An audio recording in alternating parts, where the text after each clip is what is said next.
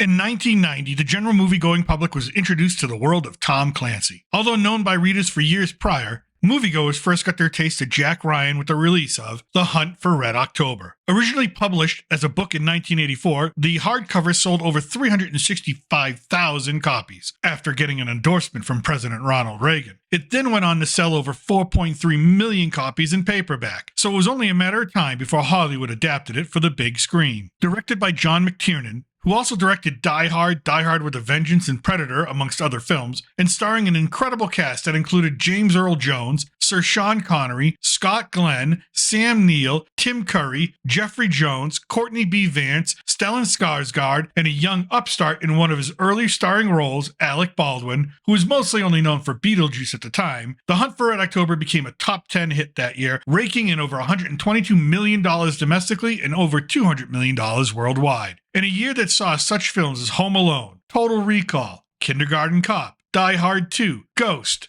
Dances with Wolves, Teenage Mutant Ninja Turtles, and Pretty Woman, that was quite a financial accomplishment. The narrative for the film was, like most novel adaptations, stripped down significantly. However, it still remains as a film ranked amongst the most tense and thrilling of the decade. We begin with the introduction of one of our main characters, Marco Ramius, the Soviet Union's most seasoned sub-commander, along with his second-in-command, Borodin, played by Sam Neill, as they prepare to leave Polyarny Outlet in the Soviet Union's newest creation, a Typhoon-class submarine named Red October, in reference to the 1917 Bolshevik Revolution that brought communism to that nation. We are then transported to London as Dr. Jack Ryan, played by Baldwin, prepares to fly to the United States. When he lands, he is met by officials at the airport and brought directly to CIA headquarters in Langley, Virginia, to speak with the director. What is so important that he needed to get on a plane in the middle of the night? Well, British intelligence provided him with pictures of the Red October while it was still being built, and its design has Dr. Ryan worried. The Red October has two sets of doors along its lower hull that have never been seen before in a submarine, and the United States needs to know what their purpose is and if it poses a new threat. Meanwhile, as the Red October begins to submerge and make its way into the Atlantic, the USS Dallas, a Los Angeles-class attack submarine, picks the Red October up on sonar. At first, they cannot identify it properly, and then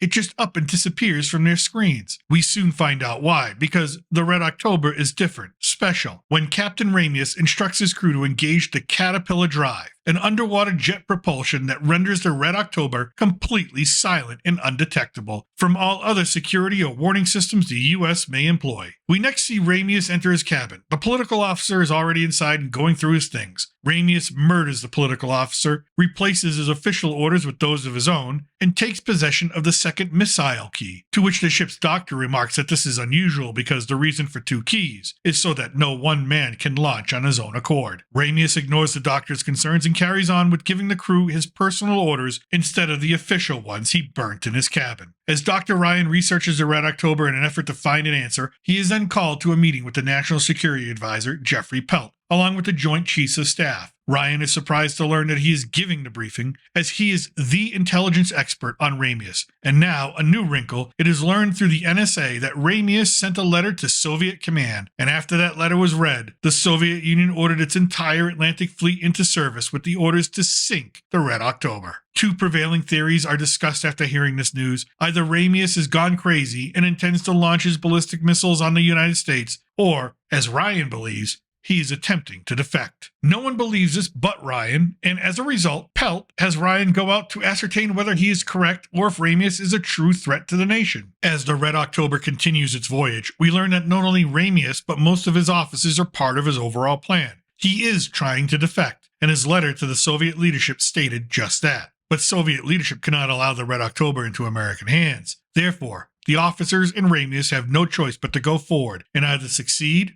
or die trying. Eventually, even the Soviet ambassador seeks the help of the U.S. government to sink the Red October because even they cannot find Ramius. As the entire U.S. and Soviet navies focus on finding this renegade sub, Jonesy, the sonar operator on the USS Dallas, has discovered a way to detect the distinct sound that the Red October makes when running silent. Ryan, after being flown out to sea, is then flown to the USS Dallas, and he must now convince the captain to ignore his orders, which is to destroy the Russian sub and give Ramius a fighting chance. Throughout the film, there are near misses, close calls, and tense moments that instill the silence and anxiety of submariner combat. Not only does Ryan have to be correct and convince others that he is, Ramius must avoid contact with the Russians and hope that he encounters an American vessel willing to go along with his plan. In addition to that, of course the KGB has an agent undercover on the Red October, and he attempts to foil Ramius' plan no matter what he has to do or the cost and lives to do it. There are a lot of things that make this film great, even to this day with its somewhat antiquated special effects. The first is McTiernan's direction and editing, along with Jan de Bont's cinematography. Filming scenes in such a cramped space as a submarine can be difficult, but the duo got around this by utilizing off-center camera angles that added to the tension when the scene required it, and colored lighting to help the audience distinguish between subs. There is primarily blue for the interior of the Red October, whitish blue for the USS Dallas, and green for the Konovalov, another Russian attack sub that plays a significant role in the film. McTiernan also uses long moments of silence in between action sequences that are often interrupted with soft, deliberate dialogue, which paces the film perfectly until its chaotic climax in the last act. And these simplistic techniques work so well because of the cast. It is a stacked cast that did their research and preparation for the film. Scott Glenn and Sean Connery spent time on U.S. subs out at sea, even being given temporary commander ranks so they could give orders and receive reports from the crew. Glenn even modeled his performance on the real-life sub-commander he spent time with, Captain Thomas Fargo, and Glenn's measured, calm demeanor, even when giving orders, was taken directly from how this man actually performed his duties as leader of the USS Salt Lake City, a real Los Angeles attack submarine. Baldwin spent similar time on board a submarine to understand how a civilian would act when thrust into the precise and disciplined world of underwater service. The performances in the film offer such a sense of realism that after its release, members of Congress actually demanded from the U.S. Navy and the CIA explanations about the real events that the story is based on. But it's not really based on anything.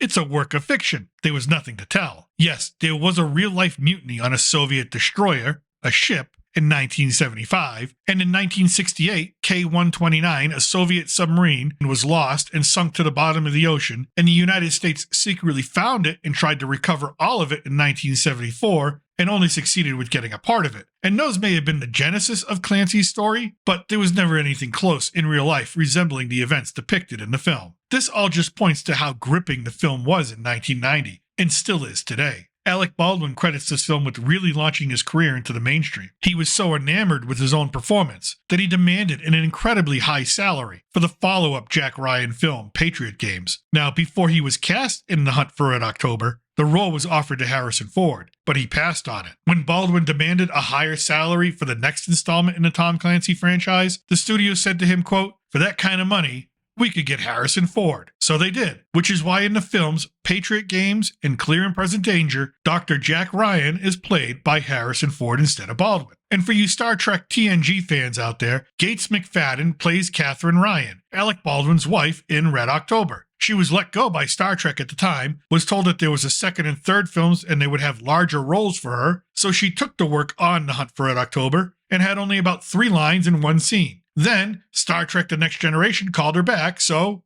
we get Ann Archer in the next 2 films as well. Yep, I agree, sometimes Hollywood can be very fickle. Now, Patriot Games failed to reach the box office success as Red October, only grossing $88 million domestically, but Clear and Present Danger matched Red October 4 years later, making over $200 million worldwide. And there have been other films with Chris Pine and Ben Affleck in the role of Dr. Jack Ryan, and either way, in the end, The Hunt for Red October is a film that helped create the Tom Clancy universe, one filled with novels, films, television shows, and massively popular video games. It is a film that still holds up on viewing 34 years later. Dramatic, tense, magnificent acting, and a production that went all out for 1990. This is a film worth watching again if you haven't seen it in a while, and if you've not seen it at all, then you are missing out on a film that manages to capture a piece of history, in that the Cold War is long gone, despite current events. And unless you were alive in that time, you can never fully grasp the idea that potential nuclear war was a daily reality. This film reminds us of that anxiety while delivering one of the greatest political thrillers of the last 50 years. And that's what I think. Let me know what you think in the comment section below. Is The Hunt for Red October the best Tom Clancy film? For me, it is. Are you a fan, and is there a Tom Clancy novel that you think should be adapted into a new film? And if you want more movie review fun, click on the links in the description for my Retro Movie Review Theater playlist and my General Movie Review playlist. And if you don't mind, please hit that like and subscribe button, comment, and share the video out. It really helps us out here at the channel, and we're so proud to be where we are 1 year in. What a journey it's been so far. We thank you for watching. Remember, I'm still your reluctant gringo, and from south of the border, salute and a huevo.